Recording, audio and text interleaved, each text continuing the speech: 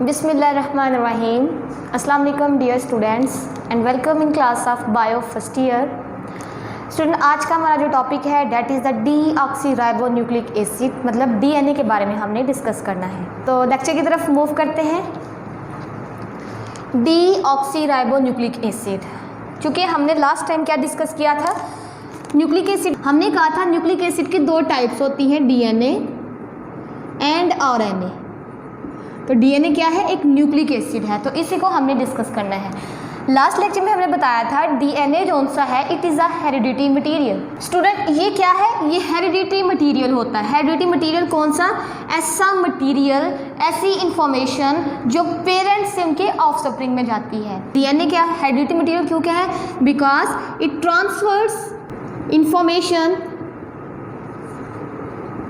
Information को transfer किया जाता है from parents to offspring. Clear?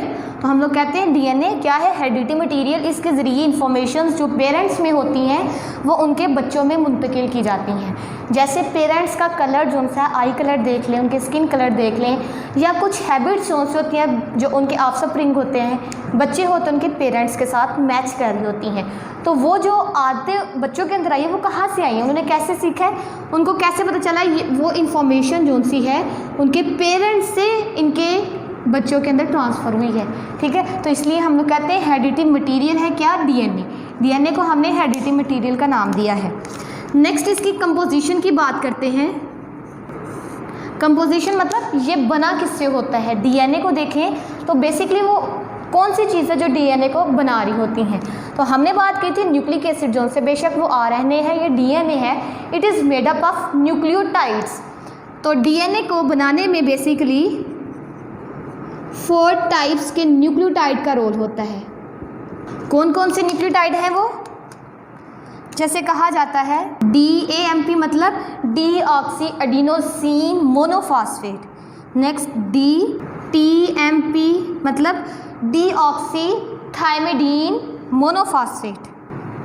उसके बाद D मतलब D का मतलब यहाँ पे क्या है कि डीएनए क्या है? डीऑक्सी मतलब इसमें एक ऑक्सीजन कम होती है, इसलिए हम लोग अब देखें 2 न्यूक्लियोटाइड मिलते हैं तो वो डाई न्यूक्लियोटाइड बना देते हैं, मतलब 2 न्यूक्लियोटाइड की वजह से। 3 न्यूक्लियोटाइड मिलते हैं, ट्राई न्यूक्लियोटाइड बनाते हैं, इस तरह 4 न्यूक्लियोटाइड मिलेंगे।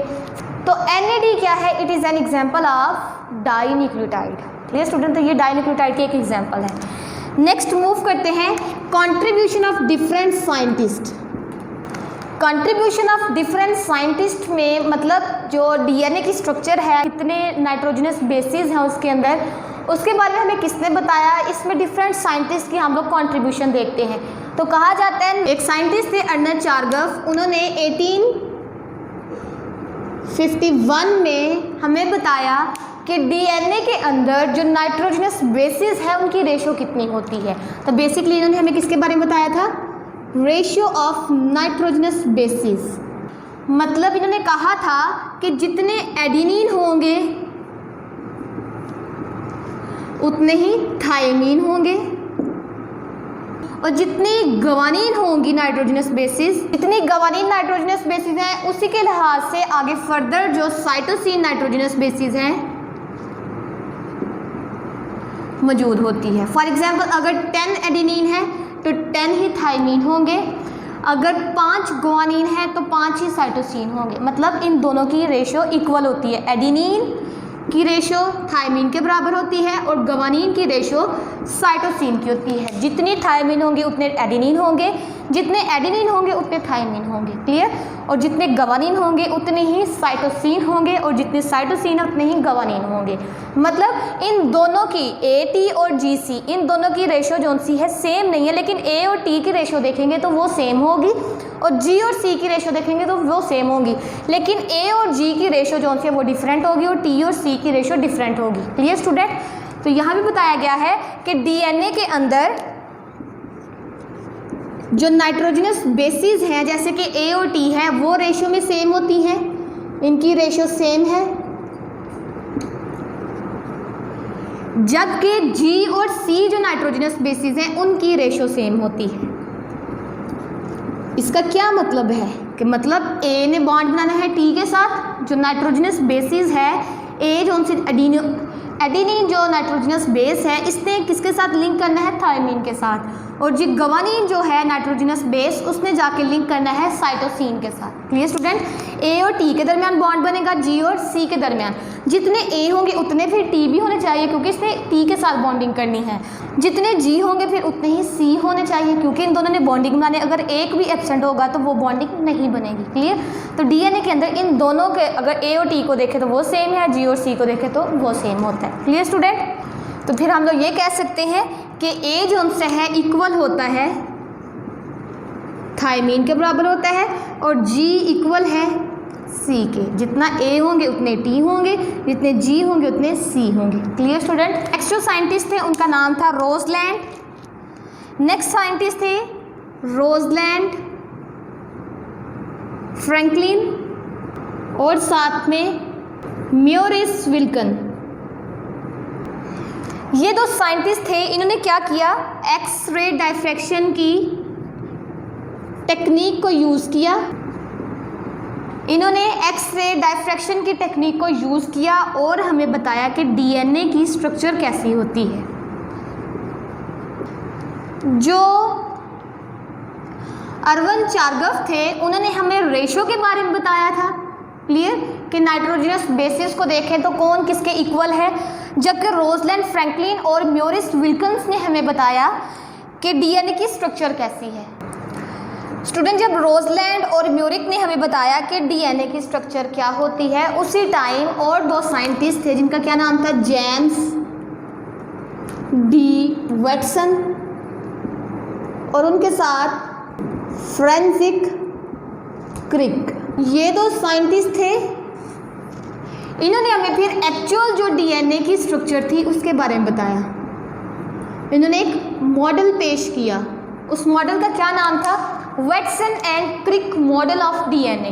कि मतलब इन दोनों ने मिलकर डीएनए का एक मॉडल पेश किया था। क्लियर स्टूडेंट, इस मॉडल के मुताबिक उन्होंने बताया जो डीएनए है it is a double stranded structure. DNA क्या होता है, ये दो स्ट्रैंड के मिलने से एक स्ट्रक्चर बनती है। ठीक है, और वो जो डबल स्ट्रैंड है, दो स्ट्रैंड है, दे आर कॉइल्ड, वो एक दूसरे के साथ क्या होते हैं, ट्विस्ट किए होते हैं। जैसे यहाँ पे हम लोग दो स्ट्रैंड बनाते हैं और ये जो डबल स्ट्रैंड है, मतलब एक स्ट्रैंड की बात की जाए, it is not a straight, वो स्ट्रेट नहीं होता, जो स्पाइरल शेप का होता है, बिल्कुल ऐसे। क्लियर, तो इन्होंने हमें बताया कि जो डीएनए है वो डबल स्ट्रैंडेड होता है। हमने यहाँ पे एक स्ट्रैंड ड्रा किया है और हमने बताया है वो जो स्ट्रैंड है वो स्ट्रेट नहीं होता बल्कि वो हेलिक्स की फॉर्म में होता है। क्लियर स्टूडेंट, तो हेलिक्स किसे कहते हैं, कॉइल्ड होता है, थोड़ा सा स्प्रिंग लाइक स्ट्रक्चर जिसकी होती है, स्पाइरल फॉर्मेशन जिसके अंदर होती है। तो ये एक है। अगर यहाँ पे हम लोग दूसरा ड्रा करें स्ट्रैंड, क्योंकि हमने बताया ये डबल स्ट्रैंडेड है जो कॉइल्ड हुए होते हैं। तो देखिए यहाँ पे एक ये स्ट्रैंड है जो ब्लैक में आपको नजर आ रहा है, दूसरा जो सा आपको ग्रीन में नजर आ रहा है। तो दो स्ट्रैंड जो से हैं वो कॉइल होते हैं in the form of a helix. दो स्ट्रैंड हेलिक्स की फॉर्म में कॉइल हुए होते हैं। ठीक है, तो दोनों स्ट्रैंड स्ट्रेट नहीं होते, वो हेलिक्स की फॉर्म में होते हैं और एक दूसरे के साथ ये कॉइल होते हैं। इस तरह हमें क्या मिलता है, एक डीएनए की स्ट्रक्चर जो कि डबल स्ट्रैंडेड होती है। क्लियर स्टूडेंट, तो ये देखिए डबल स्ट्रैंड है, एक ये स्ट्रैंड है, एक ये स्ट्रैंड है। कहते हैं ये दोनों स्ट्रैंड जो से एक दूसरे के एंटी पैरेलल होते हैं। ठीक है, they are antiparallel. Strands की बात करें तो ये दोनों एक दूसरे के ऑपोजिट होते हैं। मतलब यहाँ पे अगर हम लोग खोल के बात करें, ये एक स्ट्रैंड है, बिल्कुल इसके ऑपोजिट दूसरा स्ट्रैंड है। यहाँ पे नाइट्रोजनस बेसिस अटैच है। क्लियर, अगर यहाँ पे हम लोग यहाँ पे थोड़ा सा पोर्शन डीएनए का लें, दो स्ट्रैंड नज़र आ रहे हैं, एक ये वाला स्ट्रैंड है, दूसरा ये वाला है। एक स्ट्रैंड पे ए और टी है, साइड पे नाइट्रोजनस बेसिस, लेकिन इसके ऑपोजिट देखें तो इसके ऑपोजिट दोनों ही, मतलब ए और नीचे है, टी ऊपर है, नाइट्रोजनस बेसिस बिल्कुल इसके ऑपोजिट है होंगी। ठीक है, मतलब अगर यहाँ पे ए टी ऊपर था, इसके ऑपोजिट टी ए है, तो ये क्या है, एंटी पैरेलल। एंटी पैरेलल मतलब नाइट्रोजनस बेसिस एक साइड पे इधर है और बिल्कुल दूसरी साइड पे ऑपोजिट होंगी, ठीक है। तो यहाँ पे बताया गया है अगर यहाँ पे जो नाइट्रोजनस बेसिस हैं इसके ऑपोजिट नाइट्रोजनस बेसिस इस वाले स्ट्रैंड के अंदर मौजूद होंगी, जैसे ए के ऑपोजिट टी होती है, टी के ऑपोजिट ए होती है। थायमीन ने किसके साथ बॉन्ड बनाना है, एडेनिन के साथ, और एडेनिन ने थायमीन के साथ, ऑब्वियसली यही बात है ना। तो यही बात बताई गई है अगर यहाँ पे एडेनिन होगा तो साइड पे इसके ऑपोजिट साइड पे क्या होगा, थायमीन, और इधर थायमीन होगा तो उधर एडेनिन होगा, इधर ग्वानिन होगा तो साइड पे साइटोसिन होगा, अगर यहाँ पे साइटोसिन होगा तो यहाँ पे ग्वानिन होगा। Clear student. तो इस तरह कहते हैं कि ये जो दो स्ट्रैंड होते हैं वो एक दूसरे के एंटी पैरेलल होते हैं, ठीक है, इनके ऑपोजिट होते हैं। जैसे यहाँ पे नाइट्रोजनस बेसिस होंगी उसके ऑपोजिट जो सी नाइट्रोजनस बेसिस है वो दूसरे स्ट्रैंड पे लगी होती हैं, इसलिए हम लोग कहते हैं ये क्या होता है, एंटी पैरेलल होती हैं। अब ये जो नाइट्रोजनस बेसिस है, ये जो दो डीएनए के स्ट्रैंड्स हैं, ये कैसे मेंटेन है, ये कैसे एक दूसरे के साथ जुड़े हुए हैं, ठीक है। तो इन स्ट्रैंड की बात करते हैं। टू स्ट्रैंड्स जो से हैं they are held together by hydrogen bonding, weak hydrogen bonding होती है इनके दरमियान। जैसे यहाँ पे ये क्या शो करवा रहा है, हाइड्रोजन बॉन्डिंग को, तो ये वीक हाइड्रोजन बॉन्डिंग इनके अंदर होती है, ठीक है। ये जो हाइड्रोजन बॉन्ड है वो किन के दरमियान बनता है, it is formed between nitrogenous bases, nitrogenous bases of one strand to the other.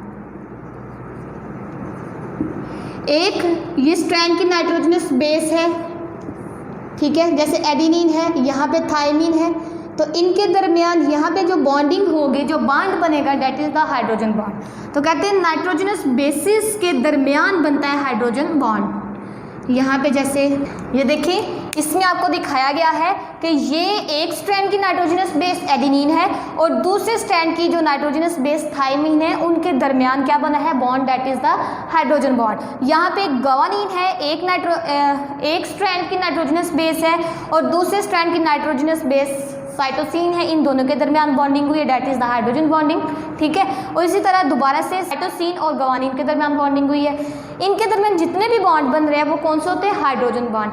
अब स्टूडेंट देखें यहाँ पे कि यहाँ पे किसी नाइट्रोजनस बेसिस के दरमियान 3 हाइड्रोजन बॉन्ड बनते हैं और किसी नाइट्रोजनस बेसिस के दरमियान 2 हाइड्रोजन बॉन्ड बनते हैं।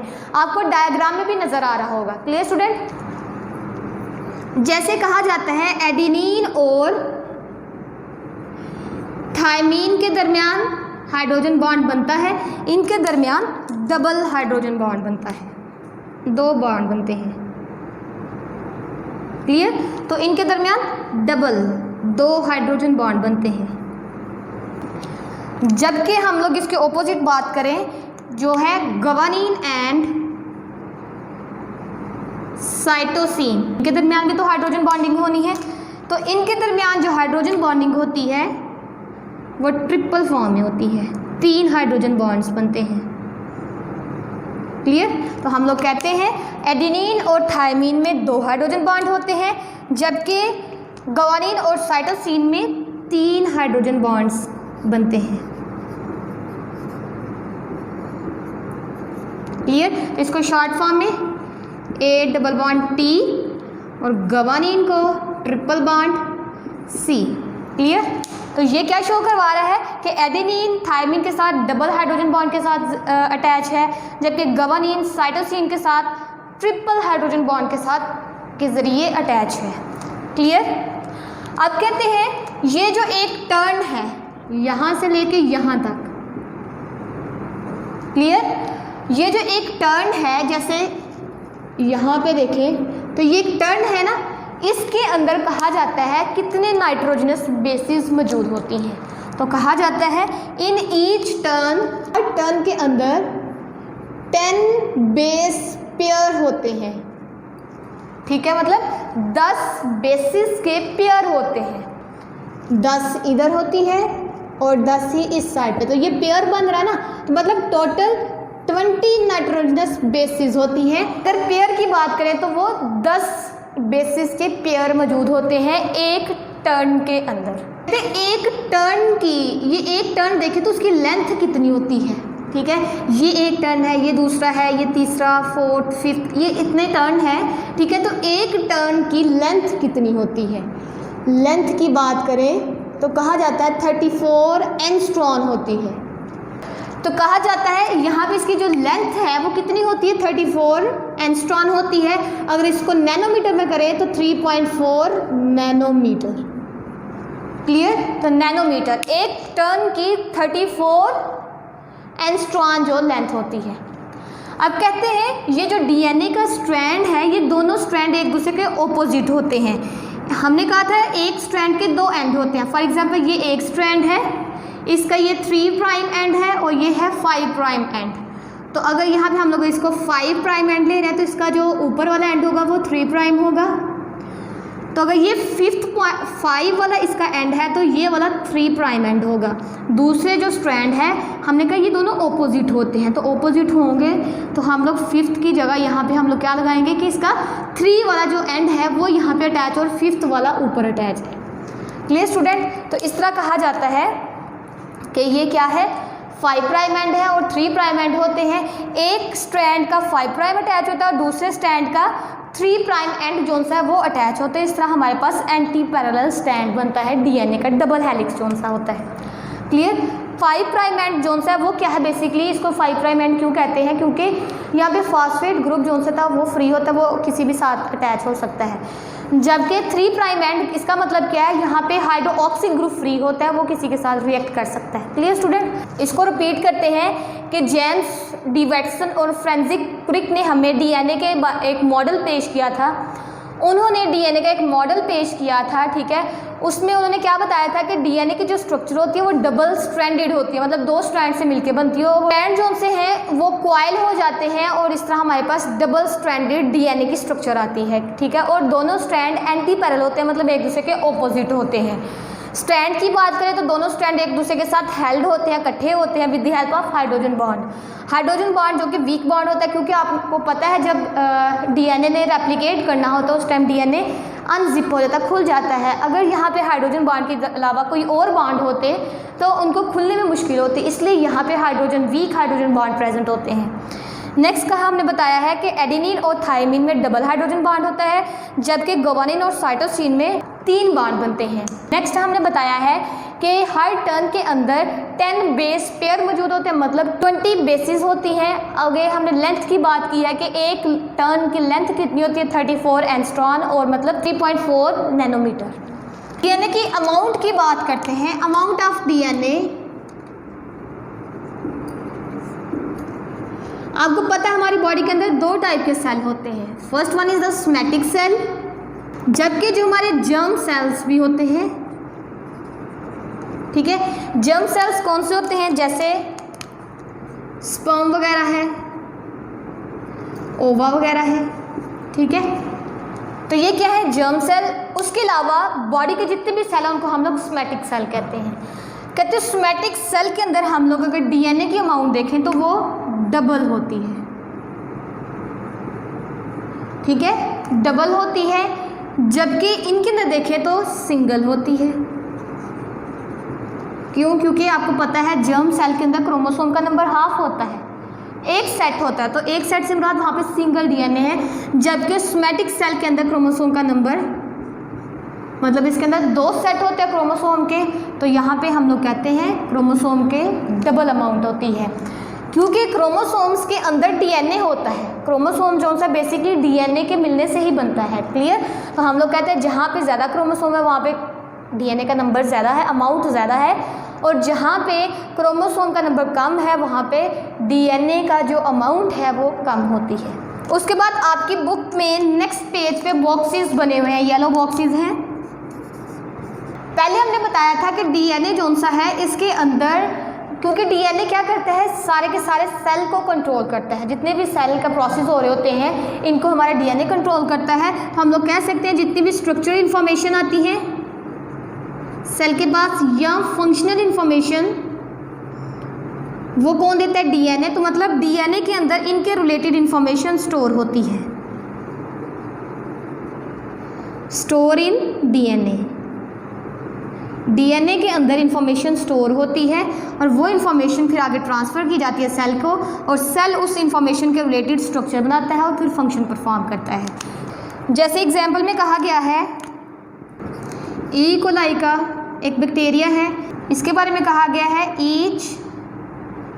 जैसे एग्जाम्पल में बताया गया है ई कोलाई जो है एक बैक्टीरिया है, ठीक है, उसके जो डबल स्ट्रैंड डीएनए है उसके अंदर 5 मिलियन बेसिस मौजूद होती हैं इन लीनियर ऑर्डर। कहा गया है कि जो इंफॉर्मेशन होती है is divided into small units. Small units में इंफॉर्मेशन होती है, मतलब अगर हम यहाँ पे डीएनए का स्ट्रैंड देखें, ठीक है, और यहाँ पे क्या चीज़ अटैच है, नाइट्रोजनस बेसिस,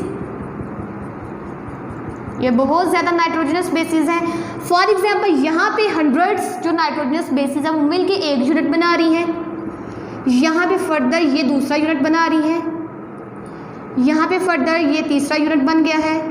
मतलब इस तरह बहुत सारे यूनिट बनते हैं डीएनए के ऊपर पाए जाते हैं, बहुत ज़्यादा यूनिट जोन से डीएनए के ऊपर पाए जाते हैं, और ये यूनिट जोन से हैं बहुत ज़्यादा हंड्रेड्स ऑफ नाइट्रोजनस बेसिस मिलके बनाती हैं। 700 नाइट्रोजनस बेसिस मिलती हैं और एक यूनिट बनाती हैं, और ये यूनिट जोन सा है वो आगे इंफॉर्मेशन देता है, इंफॉर्मेशन देता है कि किस टाइप की प्रोटीन बननी है और इस प्रोटीन का फंक्शन क्या होगा। क्लियर? तो information that is related with the formation of protein, वो इन्फॉर्मेशन इस यूनिट के अंदर कोडेड होती है, इसके अंदर होती है वो वाली इन्फॉर्मेशन कि कौन सी प्रोटीन बननी है। वो यूनिट जो प्रोटीन की फॉर्मेशन के लिए इन्फॉर्मेशन प्रोवाइड करता है उस यूनिट को हम लोग नाम देते हैं जीन्स का। तो ये जो आपको छोटे छोटे यूनिट नज़र आ रहे हैं एक डीएनए के स्ट्रैंड के ऊपर, तो उसको क्या कहा जाता है, दे आर कॉल्ड जीन्स। हमने भी बात की है कि इंफॉर्मेशन जो उनसे डिवाइड होती है, मतलब इसके पास इंफॉर्मेशन है, इसके पास है, इसके पास है, इंफॉर्मेशन डिवाइड होगी है तो स्मॉलर यूनिट में डिवाइड हुई है, उन स्मॉलर यूनिट को हम लोग जीन्स का नाम देते हैं। Clear student? तो जीन्स ये वाली जो प्रोटीन है या यहाँ पे जो जीन्स है वो बताएंगे कि प्रोटीन ए बनेगी या 1 बनेगी, ये वाला यूनिट जो से या जीन्स है वो बताएगी कि यहाँ पे प्रोटीन बी या सी बनेगी। फर्दर डिफरेंट टाइप की प्रोटीन्स बनाती है ये वाले यूनिट। कौन से यूनिट? ये वाले यूनिट, ये वाले जीन्स आगे डिसाइड करते हैं, ये आगे इंफॉर्मेशन प्रोवाइड करते हैं कि किस टाइप की प्रोटीन ने बनना है। तो बेसिकली हम लोग फिर कहते हैं gene is the heredity material. Gene को कहते हैं it is a biological inheritance. वैसे ये क्या होती है genes? Basically part of DNA, DNA का ये हिस्सा होते हैं, वो हिस्से जो बताते हैं कि किस प्रोटीन ने बनना है और इसने आगे फंक्शन कौन सा परफॉर्म करना है। आगे बाकी भी तो डीएनए के ऊपर पार्ट्स मौजूद हैं, ठीक है, जीन्स के अलावा, लेकिन वो और एक्टिविटीज़ में इन्वॉल्व होते हैं। वो पार्ट्स डीएनए के, वो यूनिट्स डीएनए के जिन्होंने प्रोटीन के बारे में इंफॉर्मेशन देनी है, they are called the genes. और आपको पता है हमारे जितने भी करैक्टर हैं वो सारे के सारे जीन्स कंट्रोल करती हैं, और प्रोटीन की फॉर्म में प्रोटीन बनती है, कौन सी टाइप, किस टाइप की प्रोटीन बनी है, उसका फंक्शन क्या है, ये सारा का सारा ये जीन्स डिसाइड करती हैं। ई कोलाई के जीनोम को देखा गया, जीनोम का मतलब इनके अंदर जब जीन्स देखी गई तो दे कंसिस्ट ऑफ, इनके अंदर मौजूद थी 46। इनकी जब जीन्स को देखा गया तो उनके अंदर कितनी नाइट्रोजनस बेसिस थी, कितने नाइट्रोजनस बेसिस के पेयर थे, बेसिस के कितने पेयर थे, 46,39,221 बेसिस के पेयर्स पाए गए थे एक ई कोलाई के अंदर। Clear student? मतलब इतनी इनके अंदर, इनके डीएनए के अंदर इतने जो बेसिस के पेयर्स थे, 46,39,221 बेसिस के पेयर्स मौजूद थे इनके एक जीनोम के अंदर। क्लियर? और ये जो पेयर्स थे they are responsible for the formation of protein, और इनकी वजह से कितनी प्रोटीन्स बन रही थी, 4288। ठीक है, इतनी ज़्यादा जो बेसिस के पेयर्स थे वो किसके लिए थे, कितनी प्रोटीन्स बनाने के लिए थी, 4288 प्रोटीन्स को बनाने के लिए इतने बेसिस के पेयर्स रिक्वायर्ड थे।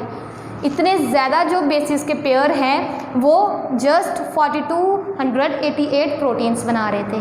Clear student? तो ये आपसे MCQs में पूछा जाता है।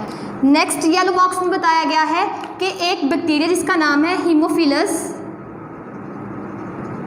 हीमोफिलस इन्फ्लुएंजा एक बैक्टीरिया का नाम है जो क्या काज करता है, इन्फ्लुएंजा। ठीक है, ये फर्स्ट बैक्टीरिया था जिसका कंप्लीट जीनोम को डिस्कस किया गया था, कंप्लीट जीनोम को सीक्वेंस किया गया था, कि इसके बारे में बताया था कि इसके अंदर कितनी जीन्स हैं, उसके लोकेशन क्रोमोसोम के ऊपर कहाँ पे है, क्रोमोसोम के ऊपर उसकी लोकेशन कहाँ पे है। ये सारा का सारा फर्स्ट टाइम कब बताया गया था, 28 जुलाई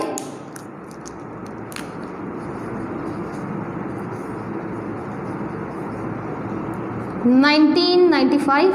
हीमोफिलस इन्फ्लुएंजा एक बैक्टीरिया है जिसका कंप्लीट जीनोम को स्टडी किया गया था, उसको सीक्वेंस बताया गया था। कब बताया गया था, पब्लिश कब हुआ था, 28 जुलाई 1995 में।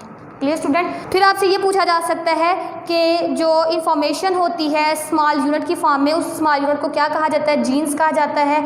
ई कोलाई के अंदर कितने बेसिस मौजूद होती हैं, उनके डीएनए के अंदर 5 मिलियन बेसिस पाई जाती हैं। उसके बाद जब उनको जीन को डिस्कस किया गया, उनके जीन्स को स्टडी किया गया, तो उसके अंदर कितनी बेसिस के पेयर्स थे, इतने थे। उसके बाद वो जो बेसिस के पेयर्स थे कितनी प्रोटीन्स बनाने के लिए, कितनी प्रोटीन्स बनाते थे, उनके बारे में आपसे एमसीक्यूज पूछा जा सकता है। नेक्स्ट जो बैक्टीरिया हीमोफिलस इन्फ्लुएंजा है, उसके बारे में पूछा जा सकता है कि उसका जो जीनोम फर्स्ट टाइम स्टडी किया गया था, उसका जीनोम के बारे में कम्प्लीटली हमें कब पता चला था, वो पब्लिश कब हुआ था, 28 जुलाई 1995। ये है आपका स्टूडेंट लेक्चर जो किसके रिलेटेड था, डीएनए के रिलेटेड।